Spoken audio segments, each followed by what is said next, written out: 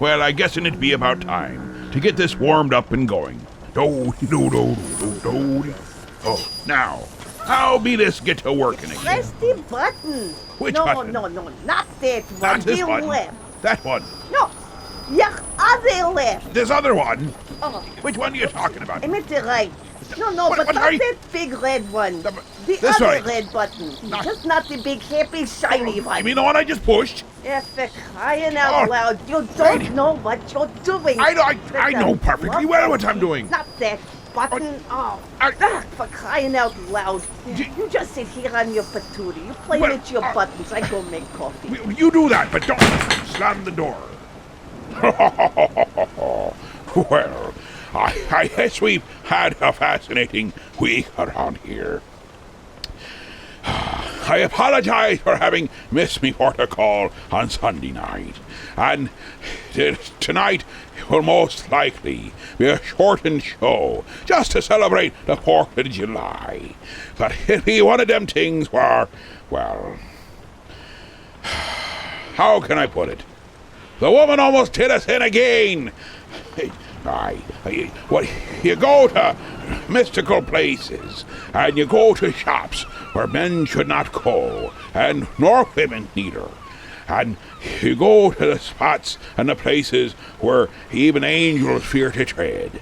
And then you find a box that seems special and unusual. And people look at you funny. And you tell her, don't be touching that box. We're to simply transport it from point A to point B.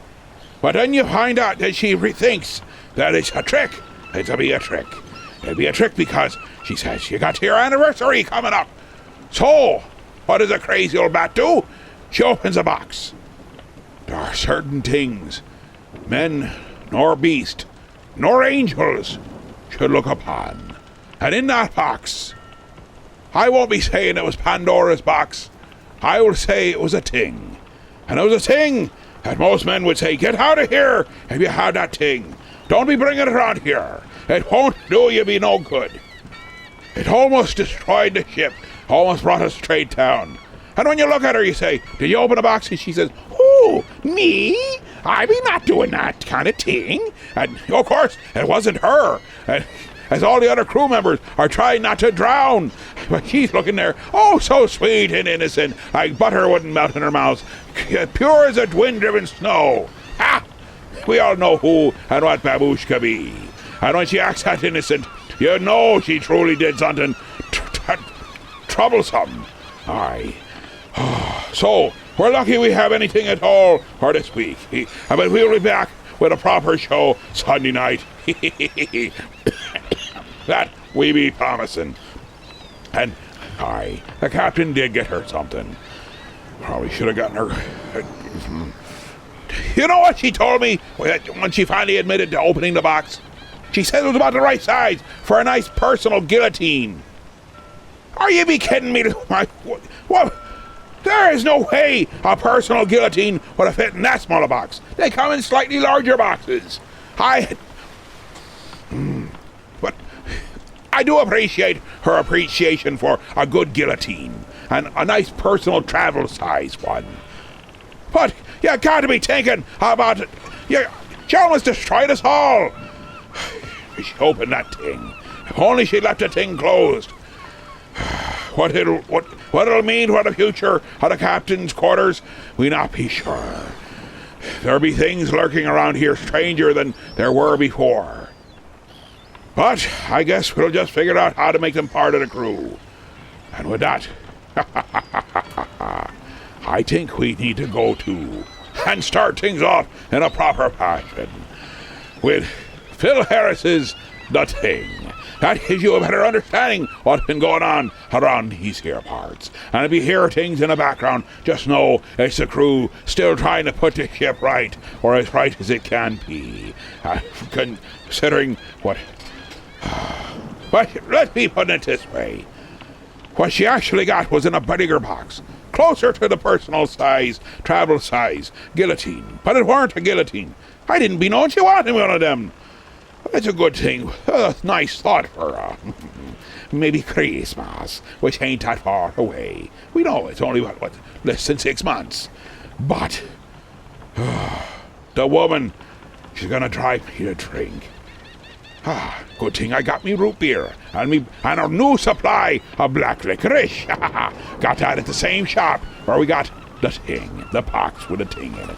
And don't be asking what that thing be. You not be wanting to know. So welcome back, me mateys. Welcome back for a nice, hopefully shortened version for a show for the 4th of July. If all things go well and things don't go topsy-turvy like they've been known to do. The Thing.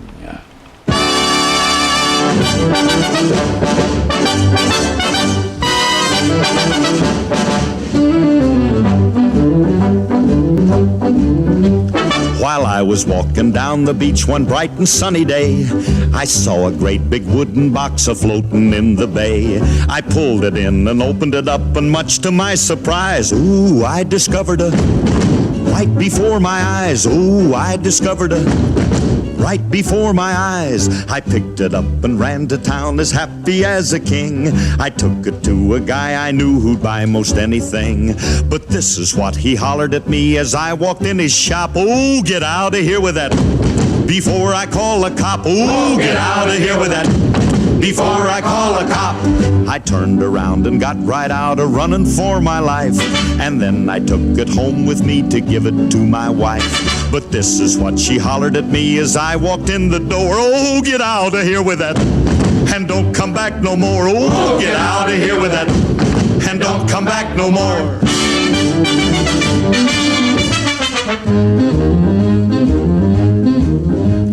I wandered all around the town until I chanced to meet a hobo who was looking for a handout on the street. He said he'd take most any old thing, he was a desperate man. But when I showed him he turned around and ran. Oh, when I showed him he turned around and ran. I wandered on for many years, a victim of my fate, until one day I came upon St. Peter at the gate. And when I tried to take it inside, he told me where to go. Get out of here with that, and take it down below. Oh, get out of here with that, and take it down below.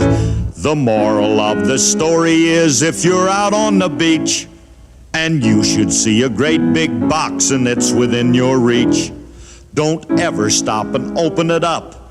That's my advice to you, 'cause you'll never get rid of them, no matter what you do. Oh, you'll never get rid of them, no matter what you do.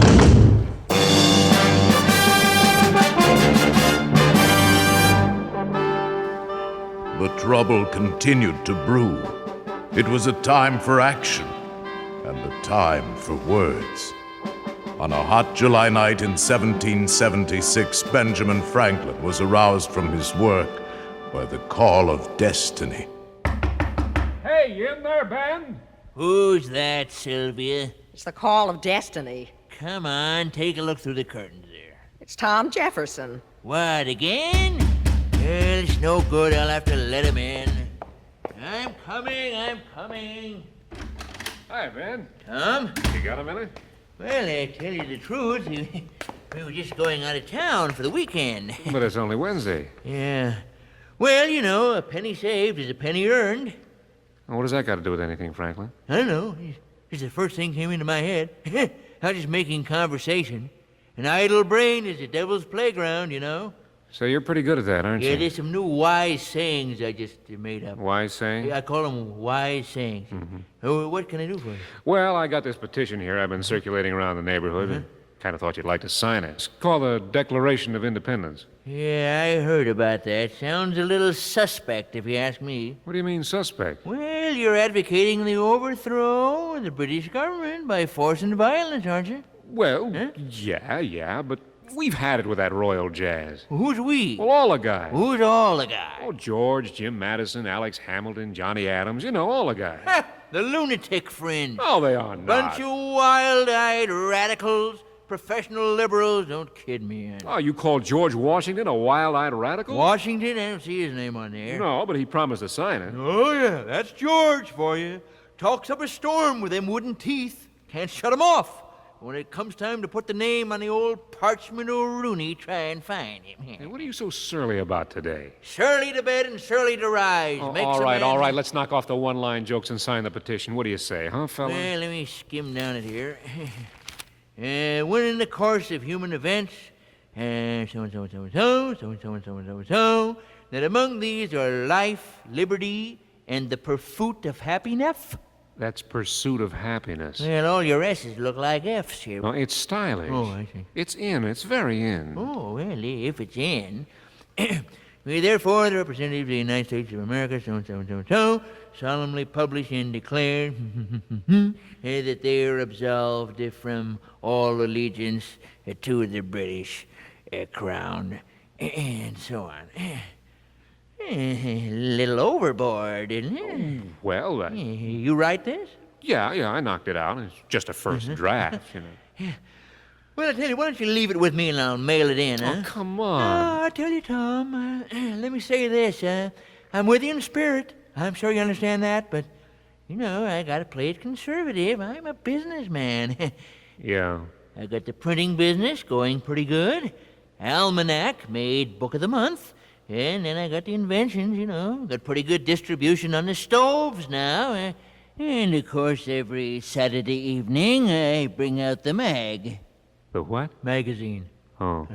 Oh, that reminds me. That artist I sent by. Did you look at his stuff? You mean the Rockwell boy? Skinny kid with the pipe? Yeah, that's a kid. Yeah, I glanced at it, and he's too far out for me. Oh, yeah. Well, I know you got to play it safe.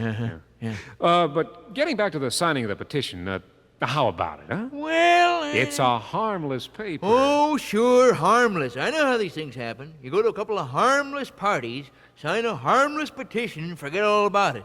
10 years later, you get hauled up before a committee. No, thank you. I'm not going to spend the rest of my life writing in Europe. Oh, come on. Come on, what? Come on and put your name on the dotted line. I got to be particular what I sign. It's just a piece of paper. Just a piece of paper, that's what you say. Come on and put your signature on the list. It looks to have a very subversive twist. How silly to assume it. Won't you nom de plume it today? You're so skittish. Who possibly could care if you do? The Un-British Activities Committee, that's who. Let's have a little drinko and fill the quill. It sounds a little pinko to me, but still. Knock off the timid manner if you want a banner to raise. Banner to raise.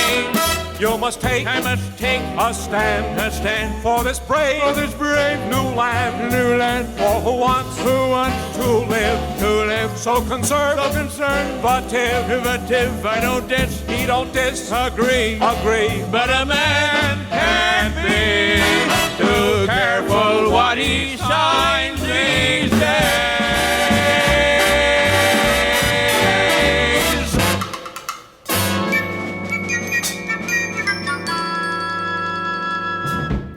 Well, if I sign it, will you renew your subscription? Yeah, if you promise not to keep throwing it on the roof. Well, If it isn't on the roof, it's in the rose bushes or in the mud. my eyesight isn't what it used to be, you know. Besides, it's hard to hit the porch from a horse. Now, come on. All we want to do is hold a few truths to be self-evident. You sure it's not going to start a revolution or anything? Trust me. Okay, give it to me. You got a quill on you? Yeah, here you are. Huh. Look at this show-off Hancock, will you? Pretty flamboyant signature for an insurance man. Ah, you did a good thing, Ben. You won't be sorry. Now, if I can just get another 3 or 4 guys, we'll be all set. Well, I tell you one thing. What's that? You better get him to sign it in the next couple of days before they all take off for the 4th of July weekend.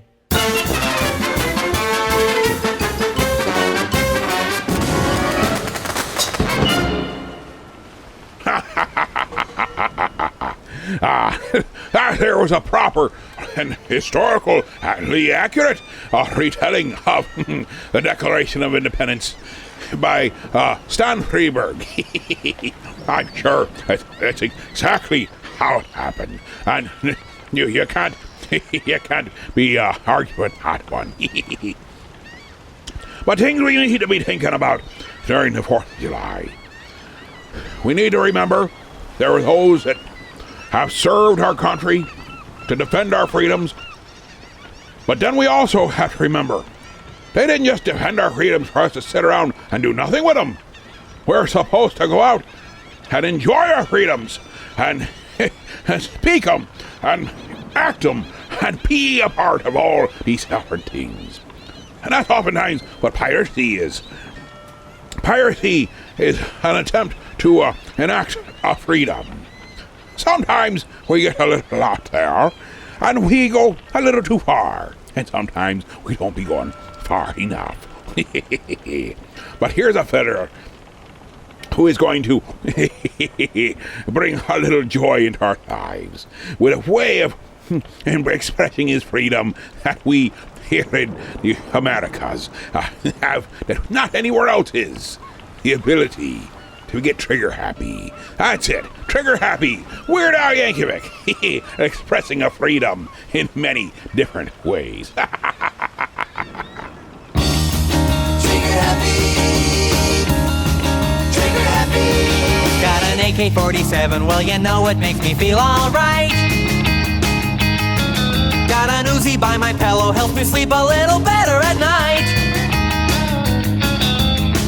There's no feeling any greater than to shoot first and ask questions later. Now I'm trigger happy every day. Well, you can't take my guns away, I got a constitutional right.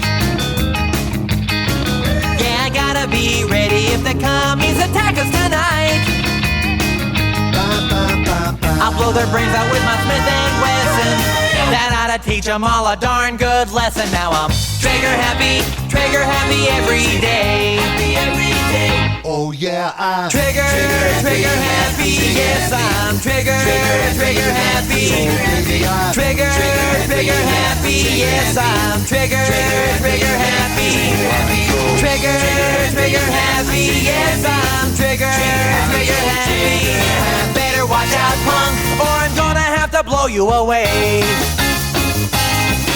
Oh, I accidentally shot Daddy last night in the den. Shot Daddy in the den. I mistook him in the dark for a drug-crazed Nazi again. Drug-crazed Nazi again.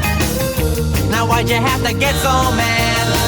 It was just a lousy flesh wound, Dad. You know I'm trigger happy every day. Oh, I still haven't figured out the safety on my rifle yet. Little Fluffy took a round, better take him to the vet. I filled that kitty cat so full of lead, we'll have to use him for a pencil instead. Well, I'm trigger happy every day. Oh yeah, I'm trigger happy. Yes, I'm trigger happy. Trigger happy. Yes, I'm trigger happy.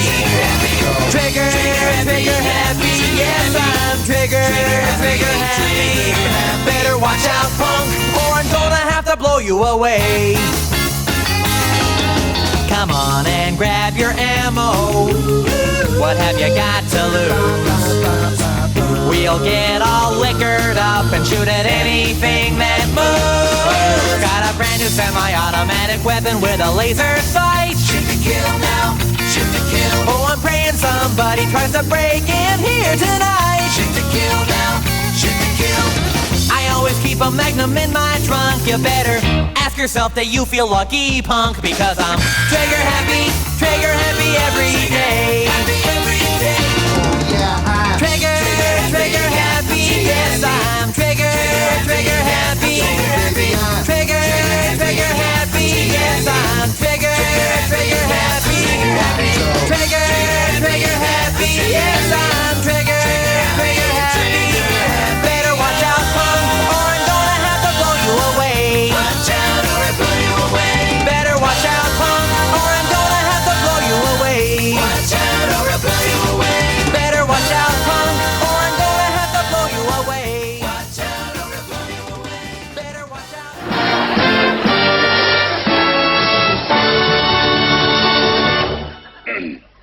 I would just like to say a few words about nudity in the world today. And I, for one, am just appalled by it. What? Did you know that underneath their clothing, the entire population of the world is walking around completely naked? Is that disgusting? And it's not just people, although goodness knows that's bad enough. But animals, too. Even cute little doggies and pussycats can't be trusted. Underneath their fur, absolutely naked. And it's not just the quadrupeds either. Birds, too, yes. Beneath those fine feathers, birds wear nothing at all.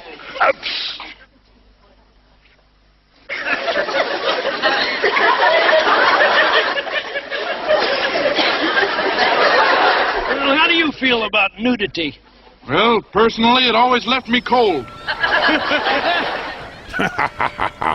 That there was Sam Eagle with a discourse on nudity. Aye, don't be a forgotten. We have been given the right to bear arms. And, well, you can bear a bit more than that.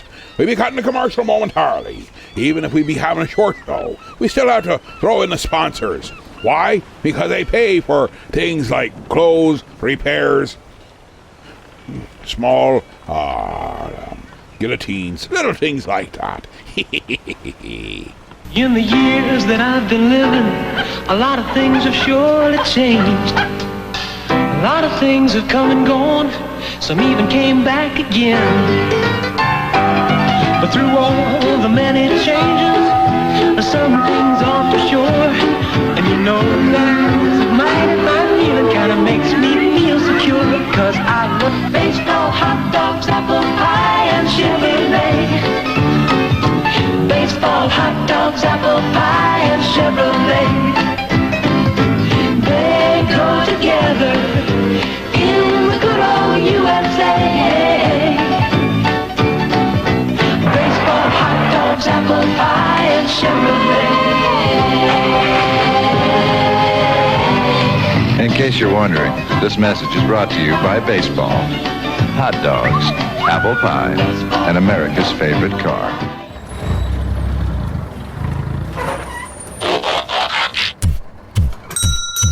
I am Prime, Defender of Earth, leader of the... Prime! The rest of the guys are in the back! What? Hey, Prime! Back here! Exactly what is this place? Is the Resistance headquartered here? He said resistance, like resistor.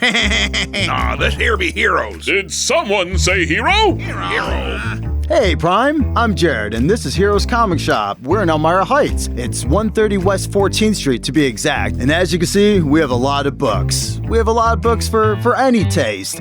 You know, if they make it into a comic, we carry it. So take your time, look around, pick up whatever looks interesting. Yeah, it's the world's best place to be. Yeah, the little guy's right, Prime. And it's a good place to rest your spark. That may be, but as long as the Earth needs to be defended, we must roll out. Heroes Comics, for every kind of hero. Do I see Archie Comics? One of the things that also will be coming with the ability to be here in these here United States and enjoy the 4th of July is to understand that ye have some civic duties and rights that you must be participant in. Or I guess I go with the old adage. You don't vote, you don't have the right to complain. And it goes for when you're having parlay with other pirates. You don't say nothing. You got no right to complain when they go and they do what they did, when you could have spoken up and been a part of the solution and not part of the problem. And so, Willie Nelson touches on this, and it's going to be very, very important that here you are. What be that? Willie Nelson's. Vote him out. You have the right to vote, or you have the right to be quiet. Do your part. And, hey, Vermin Supreme always can use a vote or two. I believe he's still there with a boot on his head and a free pony for anyone if he gets in. Hey, that sounds as good a deal as any you could be asking for.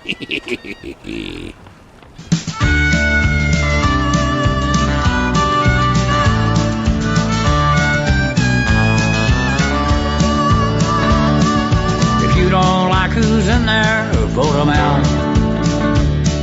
That's what election day is all about. The biggest gun we've got is called the ballot box. So if you don't like who's in there, vote them out. Vote them out. Vote them out. Vote them out. Vote them out. And when they're gone, we'll sing and dance and shout. Bring some new ones in, and we'll start that show again. And if you don't like who's in there, vote them out.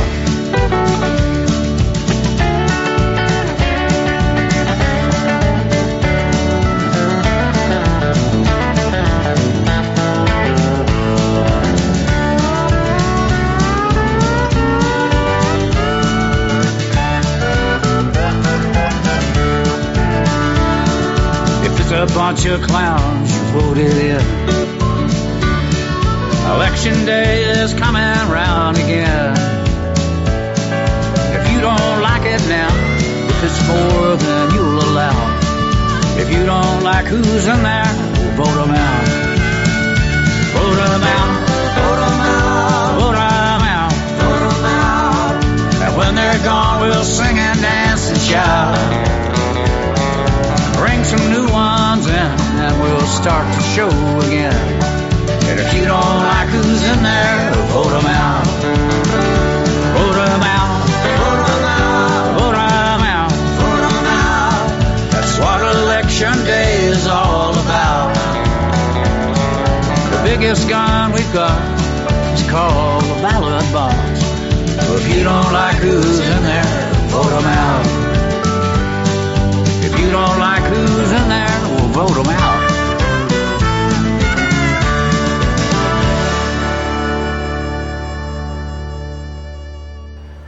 What's today's date? It's the 17th and shit. It got a little bit more summer. Don't go to cookouts. I hate cookouts, man. Stay away from cookouts. If you like me, you stay away from cookouts. I don't like my family come by the house. The relatives I ain't seen like since the last cookout. You got certain relatives you just see at the cookout. And they get on nerves every year. My Uncle Gus come by the house every year. My Uncle Gus is the uncle that like to work the grill and don't let nobody touch the grill when he's around. And as soon as he walk in the house, it's like, get away from that grill. You don't know how to start no fire. You know how to start no fire. Put this fire out. This ain't no fire, damn it. Eddie, go over there and give me all that wood. I need half a tree. Chop that tree down over there.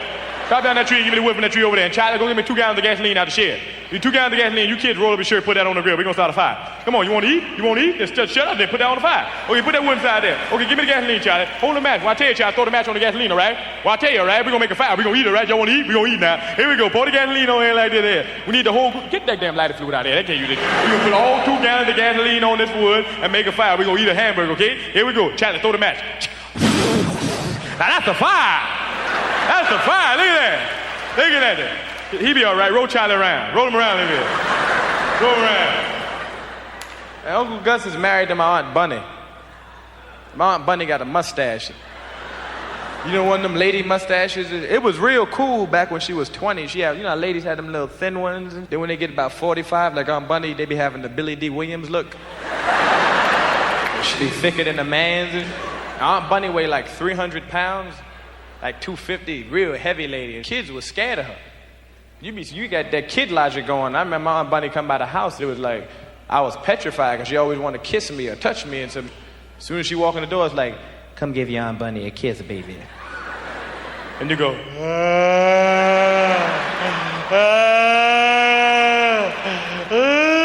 Your mother said, why don't you want to kiss your Aunt Bunny? Kids don't give a they go, she got a mustache.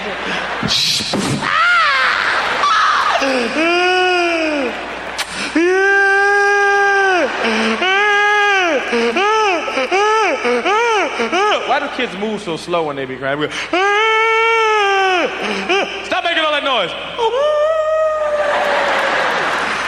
I said shut up.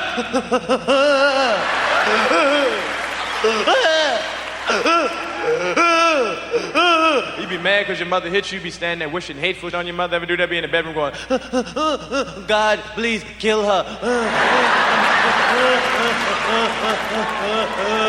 I hope she get hit by a truck and die. I hate her. I hate her. I hate her. I hate her. I hate her. Shut up! I'll come in and give something to cry about.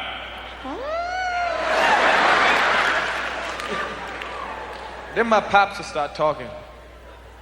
And my pops picked up every 4th of July, man, every cookout. Black men like to claim the house when they're drunk. Men, period, I think, man, like to just claim their house. They want you to know if you drunk and if they drunk and you in their house, that is their house.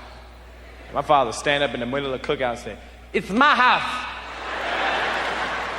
You know what it is? And if you don't like it, you get the f*** out. I don't give a f***. I don't give a f***. I pay the mother bills in this mother. And hey, kiss my if you don't like it. Yes. Yes, mother. Yes. But you know what it is? You know what it is? I'm drunk. So what? Beautiful. I'm drunk. I'm drunk. So what? I'm drunk. You know what? I got drunk in my mother's kitchen. I was drinking out of my glass in my mother's house. So, okay. Then he attacked the whole family, right? He said, Gus, can I ask a question? Come here. Let me ask you a question, Gus. Gus, let me ask you a question. Gus, why is the fire so big? Why do you make the fire so big, Gus? Look at this. I'm mother ridiculous, Gus. The fire's too mother big. Why? You come in here every mother year, Gus, and you burn down my mother backyard. Why? I'm cooking mother hamburgers in Frank's. I'm not cooking the mother brontosaurus burger in this mother. This ain't the mother Flintstones, Gus. It's my house, mother. Look at Charlie standing over there with 30-degree burns on him, eating a mother Frank. It doesn't make sense, no, but you take things too far, Gus. You take things too far. I tell you go an inch, you go 3 inches. I tell you go 4 inches, you go 5. Give a nigga a rope, want to be a cowboy, Gus. Why don't you listen? Oh, Eddie, get that mother dog away from my plate. I'm gonna shoot this dog. I'm gonna shoot the mother. Shut up. I'm gonna shoot it. Stop crying. Stop crying, Eddie, because you can get the out. You can get the. I know you're 7. I know you're 7. But you'll be a 7-year-old walking the dog, no house, mother. You know it? You know what it is? Because it's mine, mother. I hate this mother dog. Because you ask me for the dog, you don't spend time with the dog, Eddie. You don't feed the mother. You don't pet it. You don't even know what the dog's name is anymore, do you? The dog don't give a. He don't know his name either. The dog is 3 years old, don't know his name. What's this? Coco. Where the f*** is he going? The dog's stupid because you don't spend time with the mother. And I'm supposed to work hard all day. I come home and feed the mother dog. No, I'm not feeding the mother. You know what I do? When nobody's home, nobody's home, you know what I do? I go up to the dog and I kick the mother. I kick the mother with everything I got, Eddie. And then I giggle my mother ass off. Because I hate the mother. Because you don't clean up behind it. Why can't you clean up the mother? This ain't Scooby-Doo, mother. Why can't you clean the dog? The dog's all over the house. If no one tells you, Eddie, you don't clean it, you let it stay forever. It should have been in the den for 6 months, Eddie. It's been in the den for 6 months. Your kids go past it, you act like you don't see it. And unless you're told, you won't clean it. This shit's hard as a rock now. It's like mother furniture in there. I went in last week to watch the fights. I said, I put my drink on top of it, Eddie. It's a coffee table now. Why can't you clean up shit? My friends come over and say, oh, that's lovely. I said, that's not lovely. It's a piece of shit. Because my children don't listen. Then my Aunt Bunny would fall down the steps almost every year. Ever have a heavy-set aunt fall down the steps? Make a whole lot of noise. It's scary, too, because they be calling Jesus on the way down. And aunts don't like to fall straight down the steps like a kid. They be trying to break the fall and hold it and stop it. And that just make the fall take a half hour then. Real loud, you're like... Lord Jesus Christ, help me, Lord, please, Jesus, please. Jesus, God, help me, Lord, Jesus, help me. I'm falling down the steps, oh Lord, Jesus Christ, please.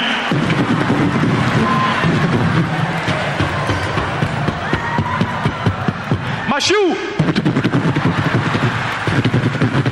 Oh Lord, Jesus Christ, help me. I'm halfway down now, help me, Lord, Jesus. What is all that noise?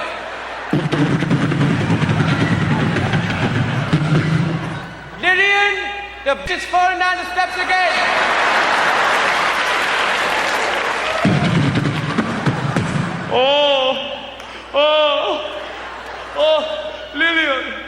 Lillian, what's wrong, Bunny? I fell down the steps.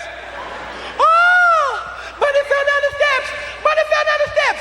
Eddie, go get your Aunt Bunny something cool for her head. What happened? Bunny fell down the steps.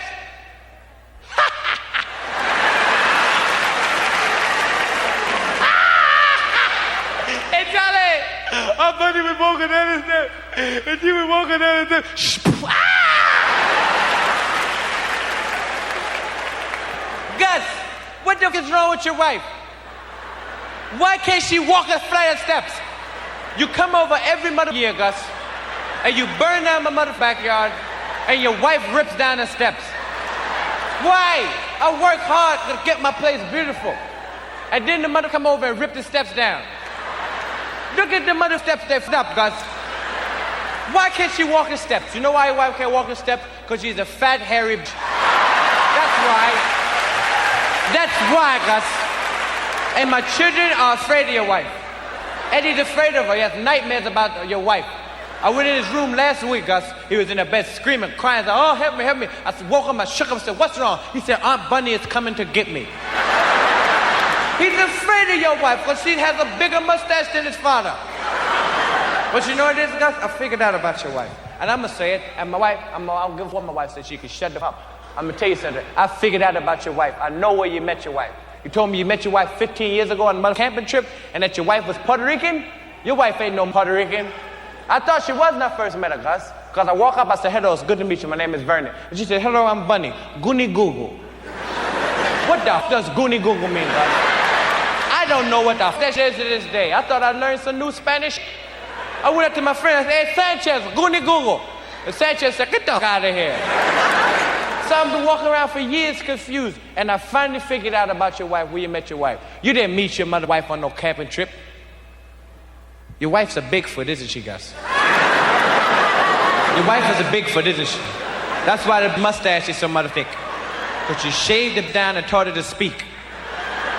I know a mother Bigfoot when I see one. Don't bring a Bigfoot in my home, Gus, with my children. They can't talk, she can't walk a flight of steps. She's not trained well, Gus. She cannot walk steps. I bet she climbed up out a tree, though, don't she, Gus?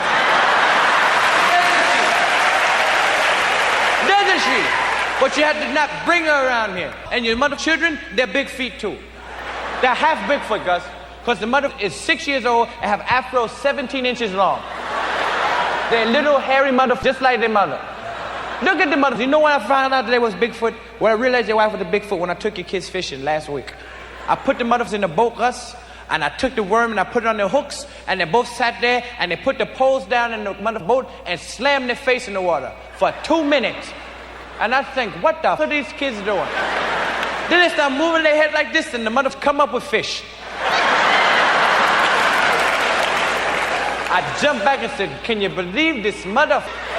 Then the kid took the fish out of his mouth and looked at his brother and said, Goonie Google. What is going on?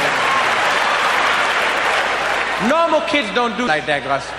But I'm gonna tell you something, mother. You could take your mother and hairy, fat wife mustache out the. You could go upstairs and get the mother dog and scoop up and take Eddie and get these mother long Angela Davis afro wearing mother kids of yours and put them in the mother Goonie Google mobile and get the out. And if my wife don't like it, she can get the out too. You miss me.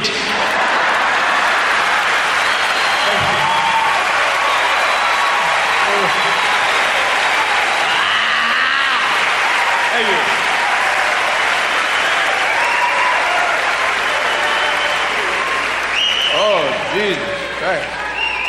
Oh. Do this again.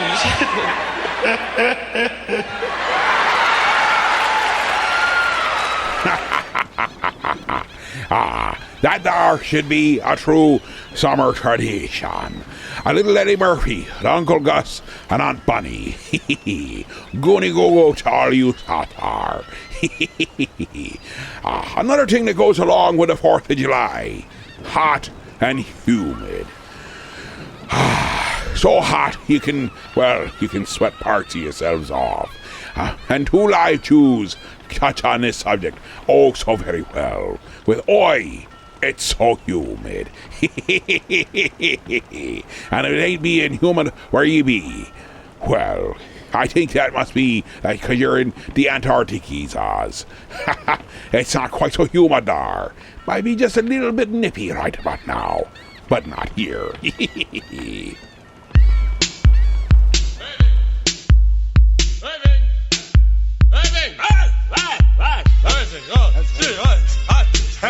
Hot, you're kidding me?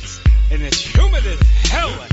Where were you yesterday? Kicking in the mall just the other day. I was checking out the girlies and the schmucks and the toupees. It was time to get busy. It started getting dark. So we busted out the door onto the sidewalk. Walking back to the hotel from the bagel shop. It was so damn humid. Hair was on us like a mop. I was shredding like a mule. I was frying like a blintz. I was swimming in my shorts, if you get the hint. Oi, it's so humid. Oi, it's so humid. Oi, it's so humid. Like the sauna in here. Oi, it's so humid. Oi, it's so humid. Oi, it's so humid. Like the sauna in here. 3:15, we were chilling out front. Working up an appetite, thinking about lunch. Motivating on the beach, hanging out by Wolfies. Thinking about pumpernicks or maybe even Schultzes. I'll have a corned beef or a quarter pound of brisket. The salmon didn't look so hot, I didn't wanna risk it. Belching by the window, I was getting kinda hot. I felt just like a brisket that was boiling in a pot. Oi, it's so humid. Oi, it's so humid. Oi, it's so humid. Like the sauna in here. Oi, it's so humid. Oi, it's so humid. Oi, it's so humid. Like the sauna in here.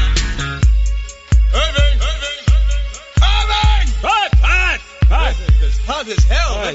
Don't we have any friends with air conditioning? Doesn't Myrtle have air conditioning? Myrtle? You mean octogenarian mutant ninja Myrtle? That's the girl. Myrtle. Let's go to Myrtle. Let's say we walk over there. What? No, what? Are you crazy? It's hot. Let's say we take a bus. How do we take a bus? It'd be better. Okay, let's get it. Just go somewhere I'm frying like a blintz.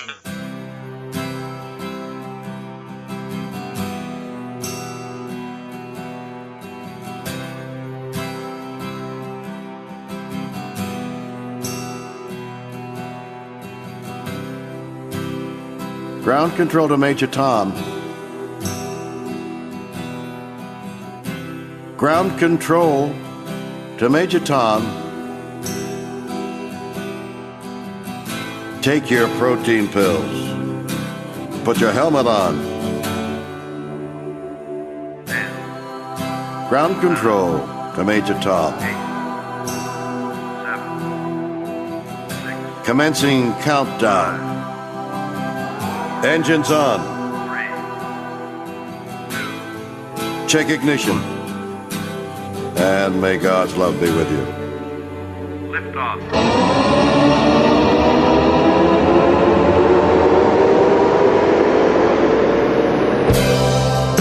This is ground control to Major Tom. You really made the grade. And the papers want to know whose shirts you wear. Now it's time to leave the capsule, if you dare.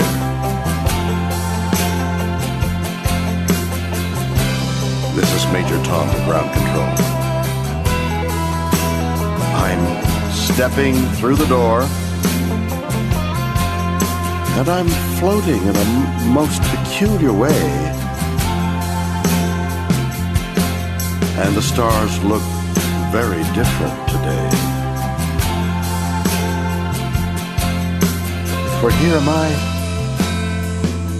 am I sitting in a tin can, far above the world.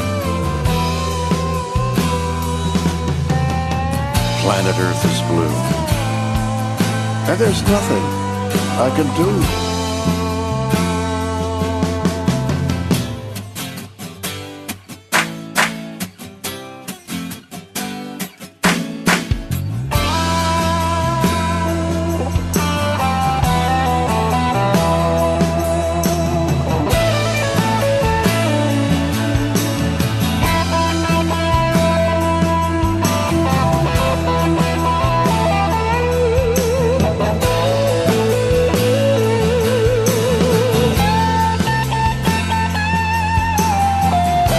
Though I've passed 100,000 miles, I'm feeling very still.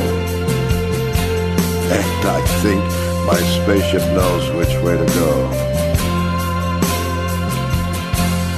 Tell my wife I love her very much. She knows.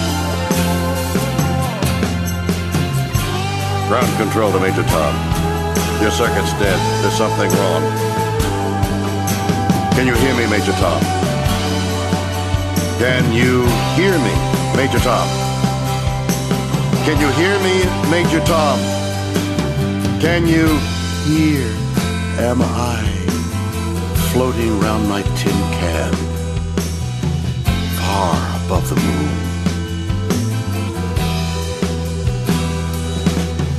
Planet Earth is blue, and there's nothing I can do.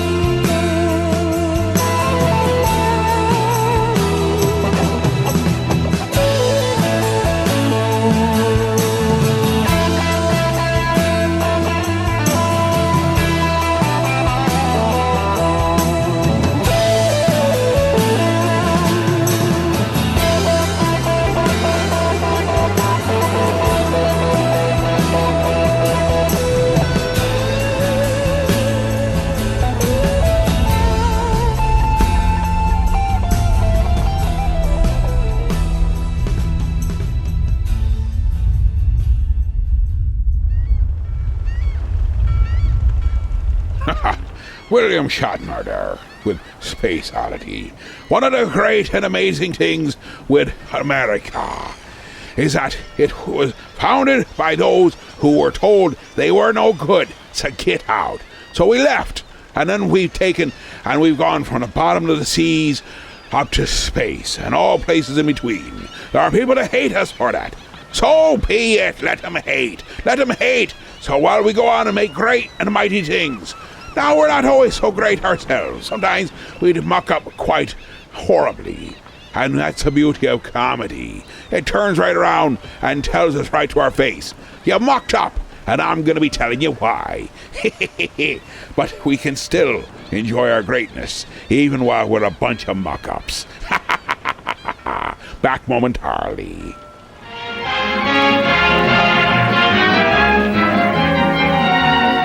You know, there are lots of activities going on about this season of the year. The one you'll find uppermost in the minds of most high school students, especially toward the end of any week, is football. And the night before the big game, there's generally a rally. Now, you don't want to be late, but before you go, remember, you're planning to bring the gang in afterwards. Now you've got the idea. Put plenty of Coke in that refrigerator. Ice-cold Coca-Cola will be a mighty welcome sight when you return.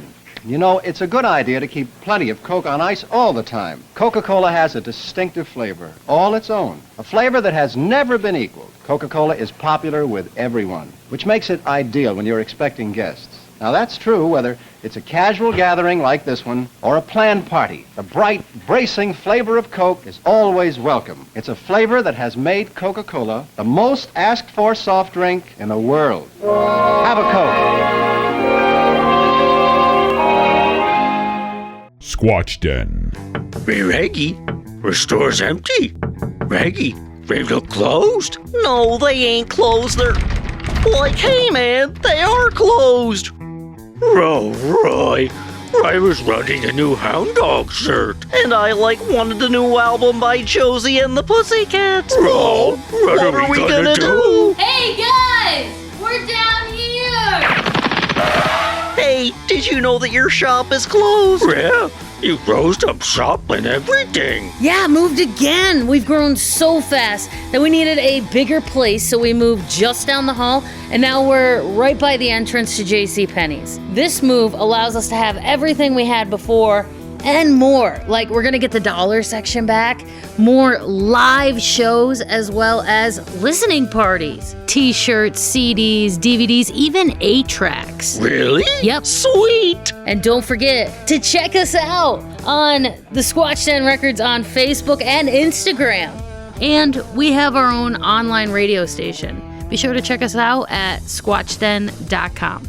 Oh, wow, man. Check it out, man. Is that a vinyl store? Oh, man. Squatch Den. I sitting here,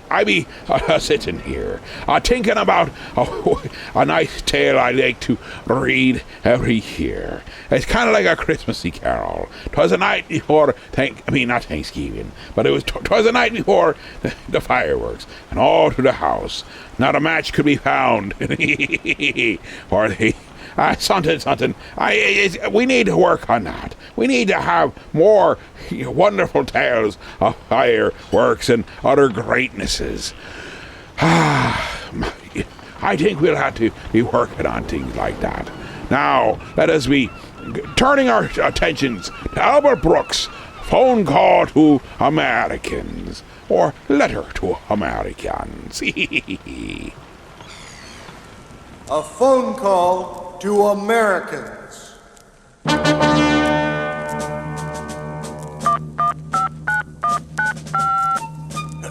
Hello? Are some Americans there? Oh, all right. Never mind. I'll write them a letter. A letter to Americans. Dear Americans, well, I was calling to invite you to a party. It seems that a certain country we both live in is celebrating her 200th birthday. But before you RSVP, maybe you ought to know a little more about the birthday girl. America was born on July 4th, 1776. The doctors thought she wouldn't live past her second birthday. Of course, they didn't have the medical technology we have today. Why, do you know today doctors can keep a man's kidneys alive even without his permission? And what about America's kidneys? The mighty Colorado, the majestic Mississippi, the blue Pacific. You know, the Pacific wasn't always blue. America was once a happy place, a place where there was no unhappiness. But then in 1802, something strange happened to change all that. I don't remember what it was, but I do know that when I read about it, it made me sick. And I had to stay in bed for a few days and drink plenty of liquids. Oh, I feel better now, although I still throw up for no apparent reason, and at night my feet seem to swell. And when they do, I feel bad until I think of the man who has no shoes. So where has it all led? To hamburgers, French fries, and a malted to go my country? Why can't we eat it here? There used to be a time when Mother's Day was a whole week in July. What happened, gals? There used to be a thing called the Liberty Bell. Oh, all right, maybe it's still there, but what about Texas and Brooklyn and Iwo Jima? Are they still there too? Americans can put a man on the moon, yet we still forget our trash day. And there once was a man called Ruth. Funny name for a man, Ruth. Today we have golden arches, but our feet still hurt. We play the Star-Spangled Banner at ball games, but still one team always loses. We check into hotels, but hotels won't take our checks. Well, they won't take mine. Angry? You bet I'm angry, mister. For you see, I used to be one hell of a woman.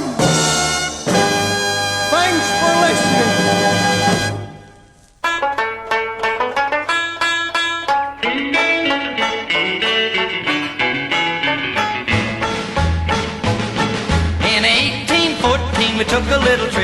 along with Colonel Jackson down the mighty Mississippi. We took a little bacon and we took a little beans, and we caught the bloody British in a town in New Orleans. We fired our guns and the British kept a-coming. There wasn't as many as there was a while ago. We fired once more and they began to run it on down the Mississippi to the Gulf of Mexico. We looked down the river and we see the British come, and there must have been 100 of them beating on the drum. They stepped so high and they made the bugles ring. We stood beside our cotton bales and didn't say a thing. We fired our guns and the British kept a-coming. There wasn't as many as there was a while ago. We fired once more and they began to run it on down the Mississippi to the Gulf of Mexico. Old Hickory said we could take them by surprise if we didn't fire muskets till we looked them in the eye. We held our fire till we see their faces well, then we opened up our squirrel guns and really gave them well. We fired our guns and the British kept coming. There wasn't as many as there was a while ago.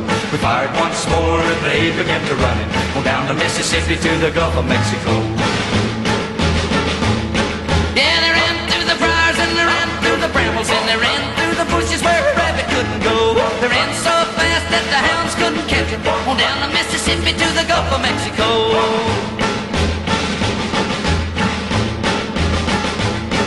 We fired our cannon till the barrel melted down, so we grabbed an alligator and we fought another round. We filled his head with cannonballs and powdered his behind, and when we touched the powder off, the gator lost his mind. We fired our guns and the British kept a-coming. There wasn't as many as there was a while ago. We fired once more and they began to run it on down the Mississippi to the Gulf of Mexico.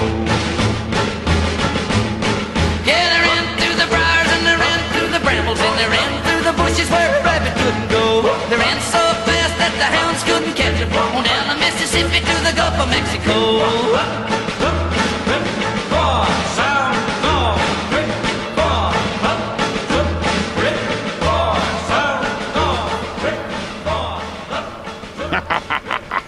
That there be Johnny Horton with the Battle of New Orleans.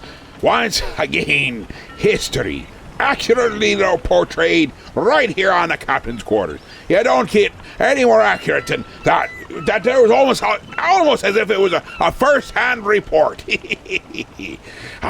Another tradition that Americans have loved to do for long times, going for nice long car rides. And it's even nicer when you have a pretty girl to go on a nice long car ride with ye. And then there is one thing better than that. And the Avons touch on that, with 7 little girls sitting in the back seat.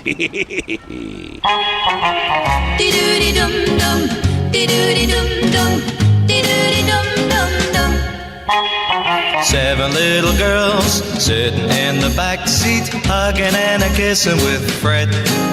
I said, why don't one of you come up and sit beside me? And this is what the 7 girls said. All together now, 1, 2, 3. Keep your mind on your drive and keep your hands on the wheel, and keep your snoopy eyes on the road ahead.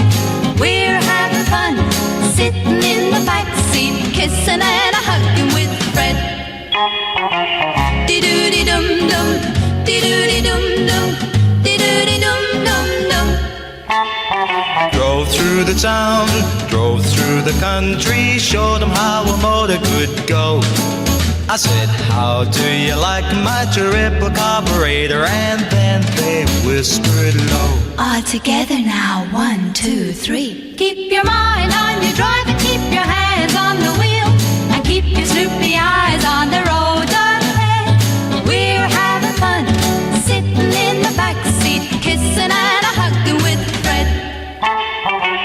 Dee-doo-dee-dum-dum, dee-doo-dee-dum-dum, dee-doo-dee-dum-dum-dum. 7 little girls sitting in the back seat, everyone in love with Fred. I said, you don't need me, I'll get off at my house. And this is what the 7 girls said. All together now, 1, 2, 3. Keep your mind on your drive and keep your hands on the wheel, and keep your snoopy eyes on the road ahead. We're having fun, sitting in the back seat, kissing and a-hugging with Fred. Kissing and a-hugging with Fred. Oh, Freddie. Kissing and a-hugging with Fred. Come on. Kissing and a hugging with Fred. Gee. Kissing and a hugging with Fred.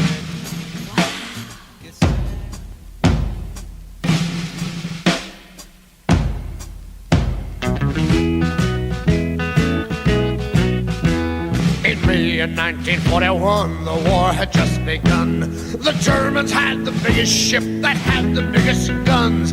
The Bismarck was the fastest ship that ever sailed the seas. On the decks were guns as big as steers and shells as big as trees. Out of the cold and foggy night came the British ship, the Hood. And every British seaman, he knew and understood. They had to sink the Bismarck, the peril of the sea. Stop those guns as big as steers and those shells as big as trees. Hey, find the German battleship was making such a fuss. We gotta sink the Bismarck, cause the world depends on us. Hey, hit the decks to run, boys, and spin those guns around. When we find the Bismarck, we gotta cut her down. The Hood found the Bismarck on that fatal day. The Bismarck started firing 15 miles away. We gotta sink the Bismarck, was the battle sound. But when the smoke had cleared away, the mighty Hood went down. For 6 long days and weary nights, they tried to find her trail. Churchill told the people, put every ship asail. Cause somewhere on that ocean, I know she's gotta be. We gotta sink the Bismarck to the bottom of the sea. Hey, find that German battleship that's making such a fuss. We gotta sink the Bismarck, cause the world depends on us. Hey, hit the decks to running, boys, and spin those guns around. And when we find the Bismarck, we gotta cut her down. The fall was gone the 7th day, and they saw the morning sun. 10 hours away from homeland, the Bismarck made its run. The admiral of the British fleets had turned those bows around. We found that German battleship, and we're gonna cut her down. The British guns were aimed, and the shells were coming fast. The first shell hit the Bismarck, they knew she couldn't last. That mighty German battleship is just a memory. Sink the Bismarck was the battle cry that shook the 7th sea. We found that German battleship was making such a fuss. We had to sink the Bismarck, cause the world depends on us. We hit the decks to running, boys, and spun those guns around. We found the mighty Bismarck, and then we cut her down. We found the German battleship was making such a fuss. We had to sink the Bismarck, cause the world depends on us. We hit the decks to run, and we spun those guns around. We bombed the mighty Bismarck, and then we cut her down.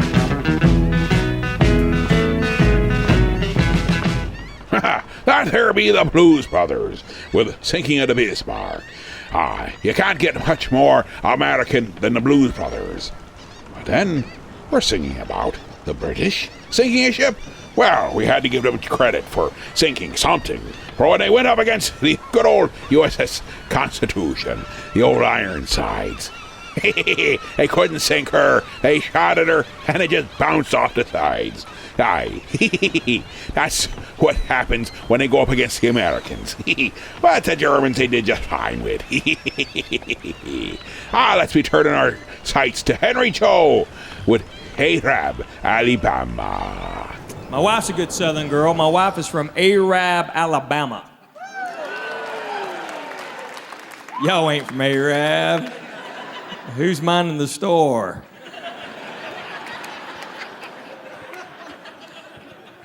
Let me tell you about Arab. It's spelled A-R-A-B. They don't pronounce it Arab. They pronounce it Arab. Because the original name was Arad, but they misspelled it on the water tower. I can't make that up. It's like those guys going, I'm going to climb back up there. All right, we'll change the name of the town. And they did. Arab, Alabama, little bitty town, all white people. All the time. Except the day we got married.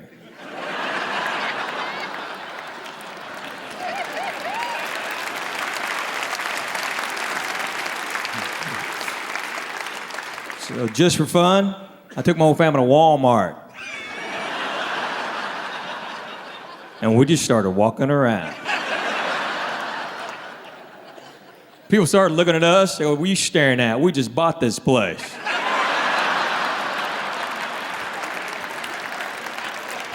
I learned this from my wife and my mother-in-law. You can say anything about anybody as long as you say, bless their heart.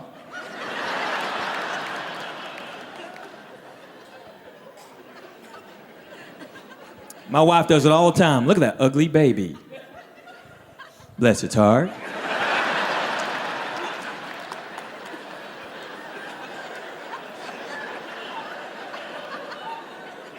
Look how fat that man is, bless his heart.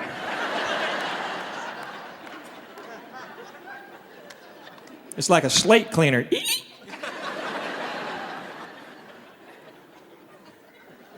And my wife can't whisper. You know who you are. We're in the mall the other day. This lady walked by us and her outfit was, questionable. My wife went, did you see that? I'm like, yeah, honey, she heard that. Oh, bless her heart.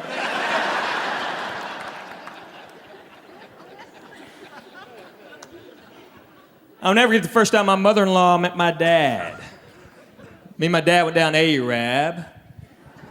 We got the car at the house. My future mother-in-law walks out, says, hey to me. I swear, y'all, she looks at my dad and goes, hello, Mr. Cho, how are you?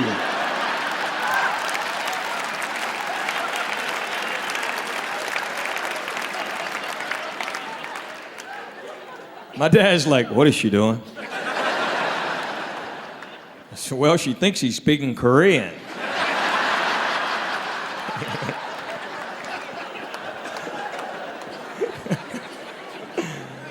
Bless her heart.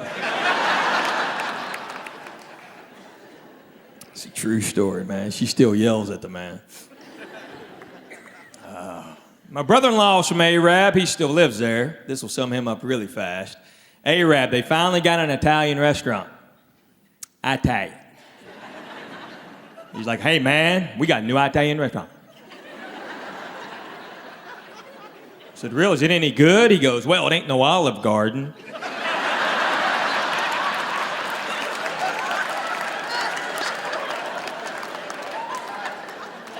What do you even say to that? Well, hey, you really raised the bar there, didn't you, Forrest? Then their cousin got in a fight. We had to go get him out of jail. He came walking out going, hey, man, tried to call you on the cell phone. I said, you don't have a cell phone. He goes, I mean the phone by the sale.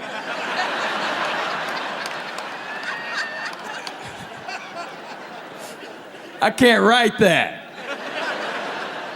I married that.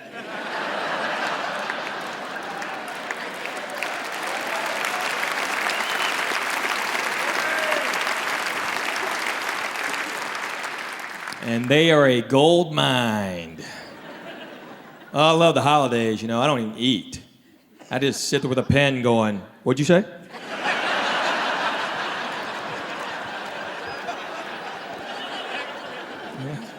Oh, that's the thing about getting married, man. You don't just marry her, you got all of them. It's tough, man. And it's different. It's great, though. I love being married, It is. It's great, but it's work. There's a woman at my church, been married 55 years. 55 years. She told me, Henry, not once in 55 years did I think of divorce. Not once. Thought about murder.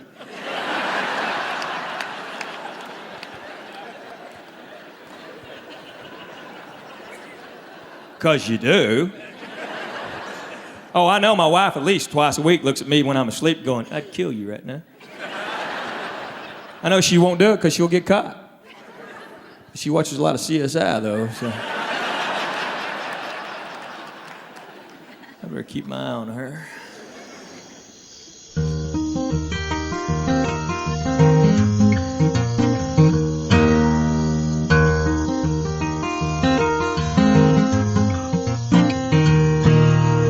I'm a girl firefly out tonight, sitting in the summer grass. waiting for the boy fireflies to fly by and signal me as they pass. For every one of me, there's 10 of them. I think those odds are fine. They have to compete just to meet me, but I get to choose which one will be mine. Oh, there's 2,000 species of fireflies that have been discovered so far. You can tell by the pattern of our blinky butts exactly what species we are. There's Pyractomina, Angulata, Phodonus ignatus, and my gang, Phodonus green eye. I'm just a flirty, fody girl waiting for that special, flashy, fun guy.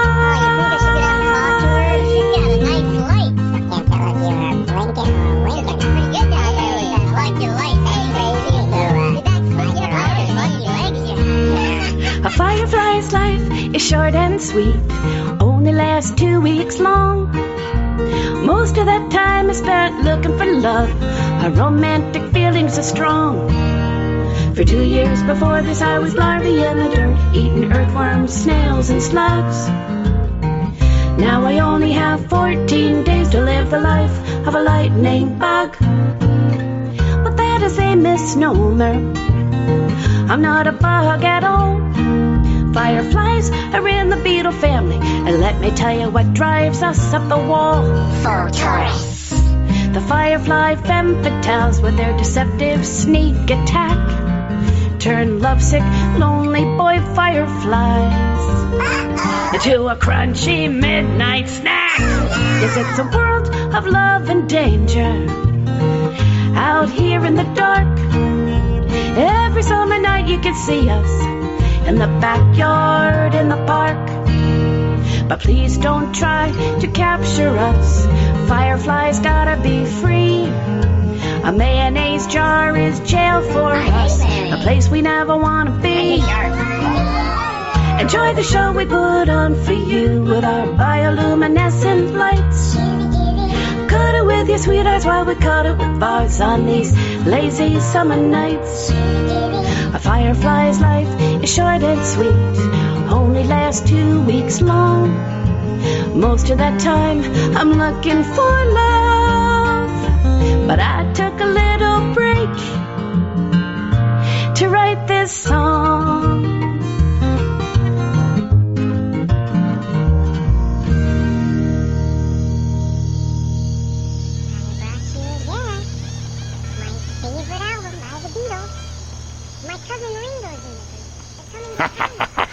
Christine Levin there with the Firefly's Life.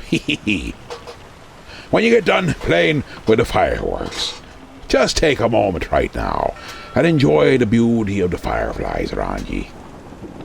Nothing quite like them. Aye, they like to come and land in your beard and light it up.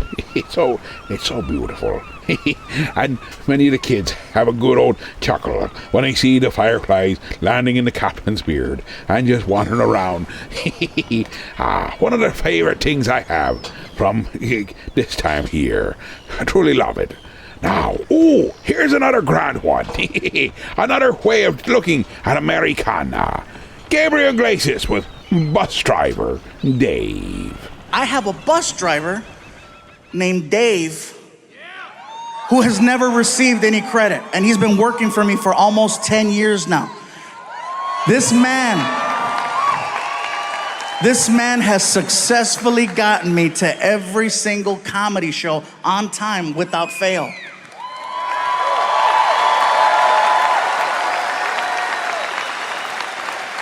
If I had to describe him to you, okay? Dave looks like the word America. Not America, America. He's about 6 feet tall, he's white, he has a gray beard, and he wears a trucker hat. And he's gotta be one of the most hardworking people I have ever met. Now, when I say hardworking, hey, I'm on the road 46 weeks out of the year, so I know. Difference is, I fly home every Monday, Tuesday, Wednesday. Dave stays on that bus and he gets it to the next city where we meet him. He works anniversaries, holidays, special moments. Christmas time, I was with my family. Dave was driving that bus on the East Coast. New Year's, I was with my family. Dave was on the East Coast driving that bus. One of the hardest working people I've ever met. I just want to give him a shout out.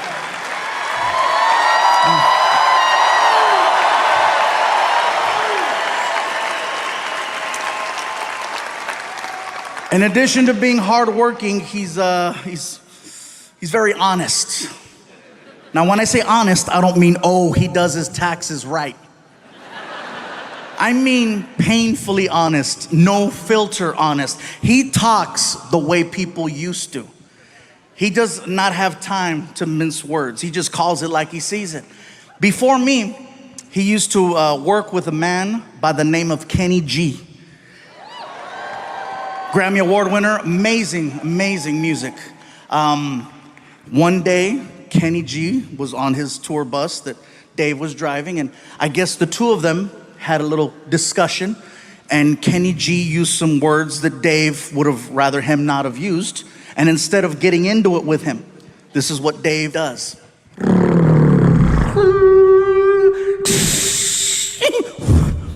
Kicked Kenny G off of his own bus. Because he would rather lose his job than lose his self-respect. And that's the man I work with. He's a bad dude. You guys are clapping, but you should have seen the interview. Oh man, it was a good one. He looks at me and he says, hey, let's get one thing straight. I don't give a shit who you are. You treat me right, I'll treat you right. You pay me on time, you'll live. Not to mention the fact that he keeps that tour bus squeaky clean. And he takes a lot of pride in that as well. One night, I was drinking on the bus, and I go to put my cup down, and I missed the table, and the cup hit the floor. I didn't get up right away to get the cup, because I figured I'm gonna get up in a couple minutes and make myself another drink. I'll pick up the cup then. Dave sees the cup on the floor, and then he looks at me and says, hey, I ain't your mama, pick that up.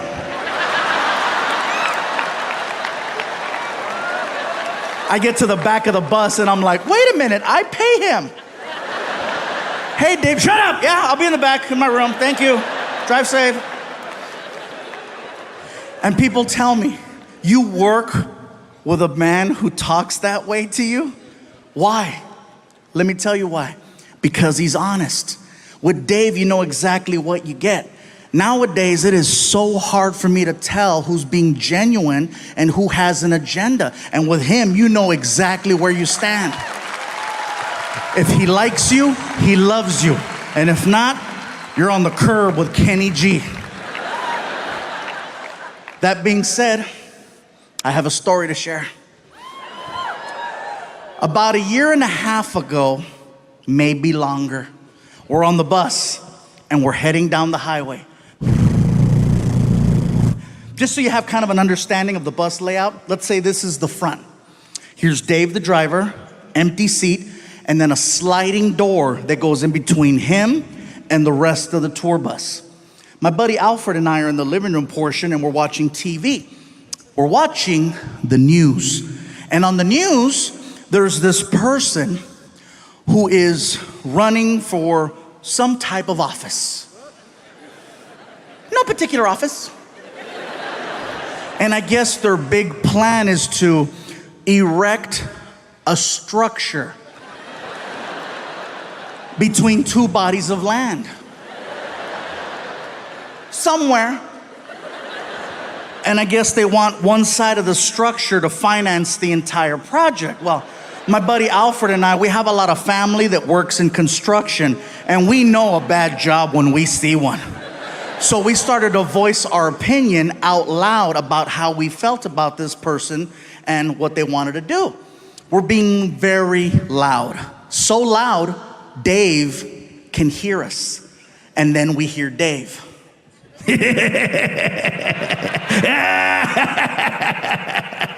America. I yell out to Dave. I said, be quiet, Dave. This isn't about you. He taps a button on the dashboard that activates the sliding door. And when the door's about that far from closing, he yells out, I'm building a wall.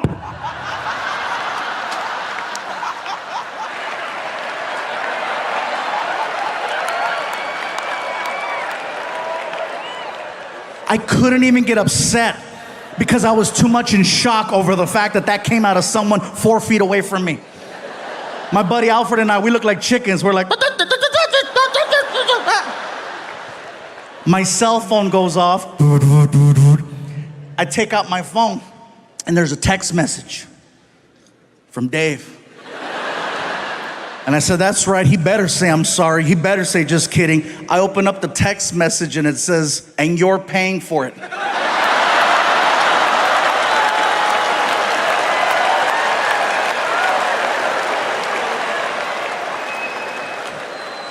And people tell me, you still work with him after that? Yes, I do. I trust that man with my life every single night.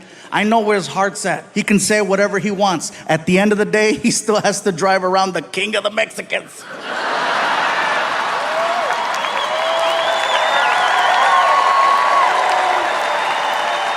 I remember a teacher that I had. Now, I went through the 7th grade. I went to the 7th grade. And I left home when I was 10 years old because I was hungry. And I used to, this is true. I work in the summer and I go to school in the winter. But I had this one teacher. He was the principal of the Harrison School in Vincennes, Indiana. To me, this was the greatest teacher, a real sage of my time, anyhow. He had such wisdom. And we were all reciting the Pledge of Allegiance one day. And he walked over, this little old teacher, Mr. Laswell was his name. Mr. Laswell, and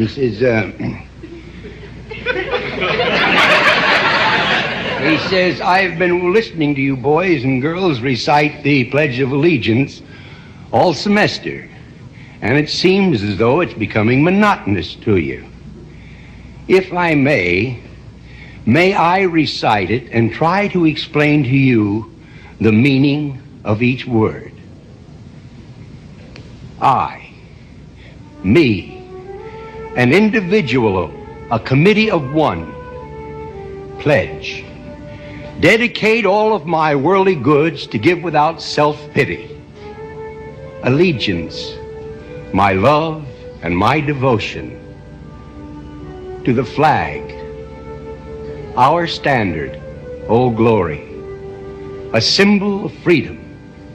Wherever she waves, there's respect, because your loyalty has given her a dignity that shouts freedom is everybody's job.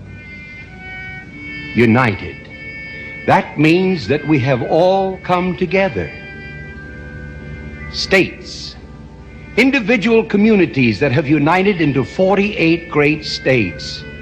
48 individual communities with pride and dignity and purpose. All divided with imaginary boundaries, yet united to a common purpose, and that's love for country. And to the republic,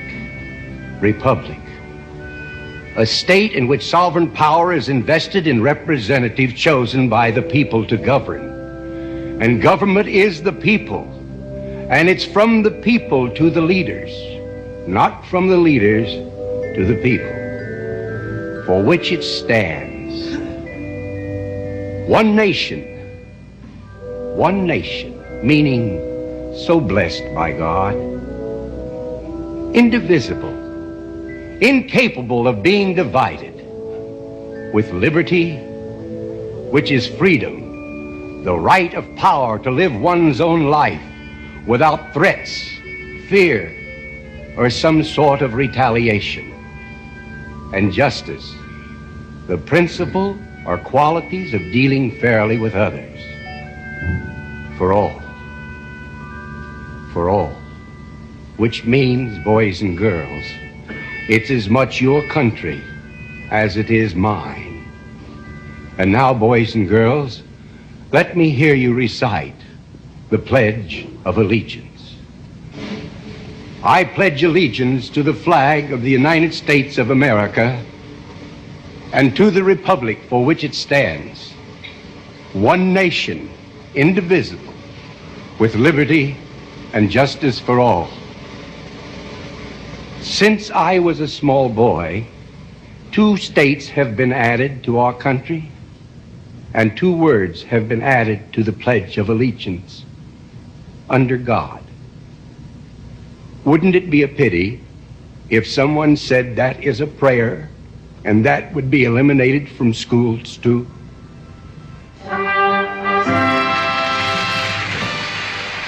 There be Red Skelton with Pledge of Allegiance.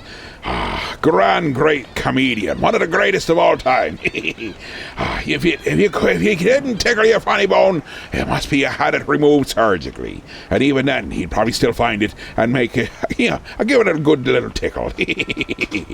And a great way to, shall we say, sum up our 4th of July special. I hope you've had a grand time with us. I said we'd be cutting it short, and we tried to make it something special. But now, for something to make it so you'll never forget it. You'll never forget anything ever again. You might burn out a brain cell or 2.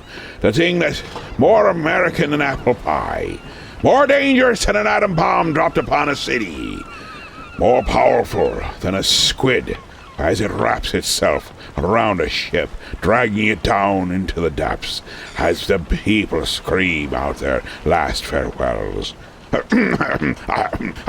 Sorry. Where were I? Yes. It be time for the force behind the witching hour. It be time for the babushka. Bubby, I don't know what you're so upset about. I mean, their box, it was just so promising. It just sit there perfect. I mean, it's not like it was Pandora's box. I mean, that was a week. You remember that? That was a really bad week. You should have labeled it better.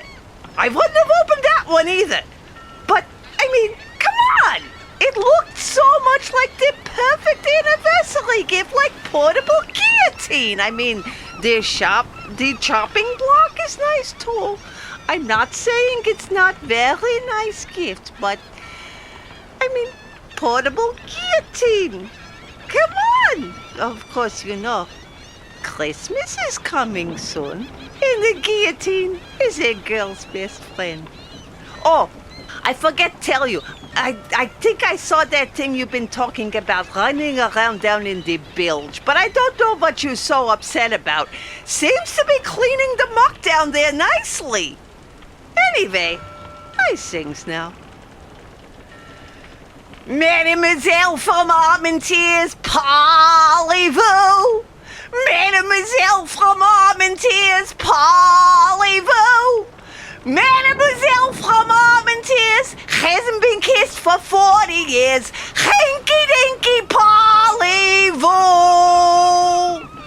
Mademoiselle from Armentières, parlez-vous? Mademoiselle from Armentières, parlez-vous? She got the palm and croix de guerre for washing soldiers' underwear. Hinky-dinky, parlez-vous? The colonel got the croix de guerre, parlez-vous? The colonel got the croix de guerre, parlez-vous? The colonel got the croix de guerre, the son of a gun was never there. Hinky-dinky, parlez-vous? Mademoiselle from Armentières, parlez-vous? Mademoiselle from Armentières, parlez-vous? The coolies rambled through her hair. She whispered sweetly, c'est la guerre. Hinky-dinky, parlez-vous? Mademoiselle from Armentières, parlez-vous? Mademoiselle from Armentières, parlez-vous?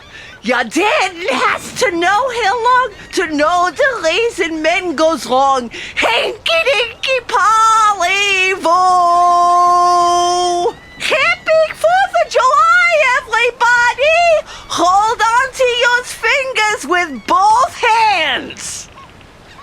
Well, I do believe we've all been tortured well enough on this 4th of July holiday. Good night. So just chill till the next episode.